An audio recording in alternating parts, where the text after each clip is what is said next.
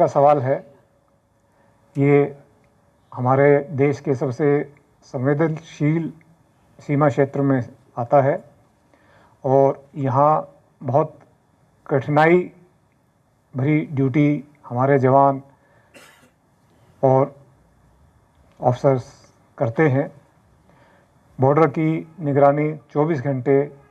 पूरी सावधानी से की जाती है और उसमें मैन पावर का, फिज़िकली बूट ऑन ग्राउंड जिसको हम कहते हैं, और टेक्निकल असिस्टेंस जिसको कि हम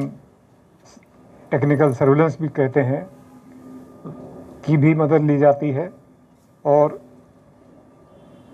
भरसक प्रयास किया जाता है कि सीमा की सुरक्षा 24/7 से एक भी आतंकी या कोई घुसपैठिया हमारे सीमा में दाखिल ना हो। तो उसी प्रिंसिपल के ऊपर हम काम करते हैं। वहाँ कितनी संख्या है वो हमारे काम में कोई मायने नहीं रखता है, क्योंकि हमारा काम तो ये है कि एक भी उधर से ना आ पाए, चाहे वहाँ जितनी भी संख्या हो या जितनी भी कम हो या ज़्यादा हो। जी पूरी दुनिया में इवॉल्व हो रही है और वो हर क्षेत्र में बढ़ रही है, तो जाहिर है कि जो मिलिटेंट ग्रुप्स हैं वो भी उसका इस्तेमाल करेंगे और हमारी जो एजेंसीज़ हैं, पुलिस है या आर्मी है, बीएसएफ है, वो भी इसका इस्तेमाल करेंगे। तो ये एक सामान्य प्रक्रिया है कि जिस प्रकार की टेक्नोलॉजी जैसे उपलब्ध होती है वो सभी के लिए उपलब्ध होती है, सभी उसका इस्तेमाल करते हैं, और जो टेक्नोलॉजी होती है उसका काउंटर भी साथ साथ ही उपलब्ध होता है। तो जैसे ड्रोन है तो उसके जम्मू बॉर्डर का सवाल है, बांग्लादेश में कुछ हो ना हो, जम्मू बॉर्डर हमेशा ही सेंसिटिव रहा है और उसी को मद्देनज़र रखते हुए हम यहाँ पर जो सुरक्षा की निगरानी है उसको चौकस रखते हैं और बढ़ाते भी हैं। और कुछ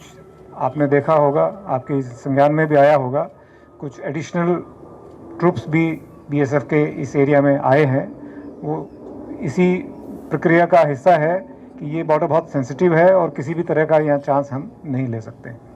ये है कि जिसकी आप बात कर रहे हैं उसका भी कम से कम बीएसएफ को किसी ने नहीं बताया है कि किस जगह से है, कहाँ से है, कैसे हुआ। दूसरा, अगर उसके बाद में आपके पास भी कोई जानकारी नहीं है तो इसका मतलब वो बात ठीक ही है कि उसके बाद में कोई घुसपैठ कम से कम बॉर्डर से नहीं हुई है। सीमा के आसपास में रोहिंग्या के होने की कोई सूचना हमारे पास अभी तक नहीं है और पूरे इलाके में निगरानी अपने तौर पर रखी जाती है, बीएसएफ के द्वारा भी रखी